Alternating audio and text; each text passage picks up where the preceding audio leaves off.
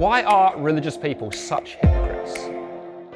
Before we dig into the question of religion specifically, it's interesting to say right at the start that the word hypocrisy is everywhere in our culture. I hear people criticize politicians for being hypocrites, or they criticize bankers or lawyers or business people for being hypocrites. They criticize journalists for being hypocrites. They criticize the clergy and religious leaders for being hypocrites. It seems the word hypocrisy is everywhere in our culture. We live in a culture now when everyone is suspicious of everybody. We don't know who to trust, and so everybody is tarred with that brush of hypocrisy, and we can't trust them.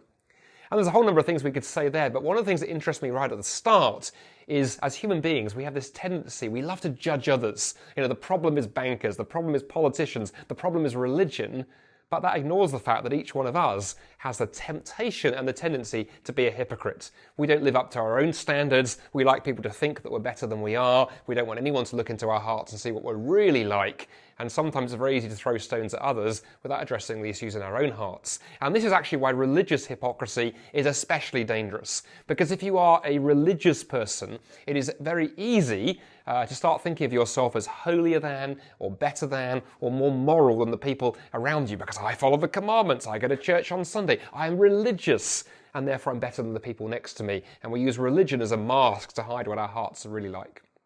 And the interesting thing is how toxic and how dangerous that type of hypocrisy is was identified 2,000 years ago by Jesus himself. Jesus spent most of his public ministry criticizing and naming and calling out religious hypocrisy, especially in religious leaders. Spotting the hypocrisy in religious leaders is not something we invented in the 21st century. Jesus was doing it 2,000 years ago. He spent a lot of his time criticizing the Pharisees, who in the Jewish world of the first century, they were the religious elite. They kept the commands, they were moral, they were, in the eyes of the people around them, they were incredibly religious, and they wanted everybody else to know how religious they were. And rather than praise them or say to people, hey, be like them, Jesus criticized them. He antagonized them, he critiqued them, he reserved his toughest words for those religious leaders. And by contrast, he spent most of his time hanging out with the wrong sort of people in the eyes of the Pharisees. Jesus hung out with tax collectors and prostitutes and sinners and people who the rest of society had cast to one side. Why did he do that? Why was Jesus so anti-religious? Because I think Jesus saw that the damage that religion could do when you use it to start looking down on others. You see, as human beings, we all have a tendency to want to look down on other people. We want to think that we're superior, that we're cleverer, we're smarter, we're nicer, we're more decent, we're more progressive, we're better than the people next to us, because we don't really want to address the issues in our own hearts.